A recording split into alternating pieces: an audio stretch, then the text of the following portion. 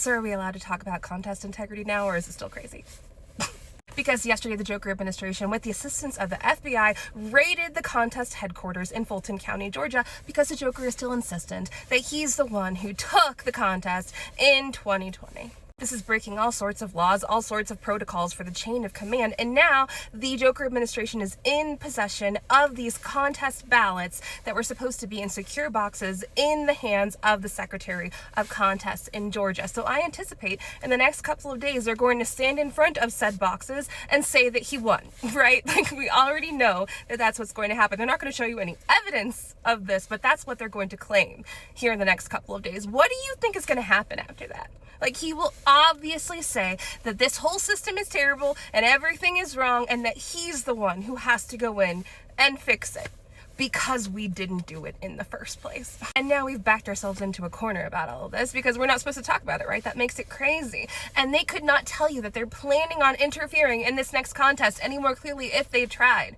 And if they're planning on doing it the next time, they did it the time before this and the time before that, what the fluff makes you think that they didn't do it in 24? We have to do something to secure our contest. This is the most important right that we could possibly have. And in the event that we hadn't sat on our hands and let this happen, Liam Ramos would be at home with his mom right now. But instead, he is in Texas experiencing deplorable conditions. The non-potable water and rancid food that he has been taking in has made him sick. And according to his mom, he spends the entire day sleeping. He's completely listless and he's just been vomiting all of the time. And as a pediatric nurse, I can tell you that's not good. That means that he is days, if not hours, away from having a seizure or worse. And we did this to ourselves by keeping our heads in the sand and pretending like everything is normal, and it's not. I tell you who's not sitting on her hands, so that's Ilhan Omar. I loved her before, and now I am obsessed with her because some fat loser ran up to her and sprayed her with some disgusting substance, and she was objectively unafraid. She squared up at that guy and started chasing him off before he was tackled to the ground from security. And really, security was protecting him from her because she was having none of it. She got back up at that podium without changing her shirt, without doing anything, and finished saying what she had to say. When she was interviewed afterwards, she's like, "I've survived war. I will not fall for intimidation. That's just how I'm built." And I'm like, yes, baby. That is how you're built. This teeny tiny little lady. But the Joker is now saying that she paid somebody to do that and that it wasn't really real. Can you imagine being that guy and be like, the Joker's going to be so proud of me. I'm going to go attack Ilhan Omar.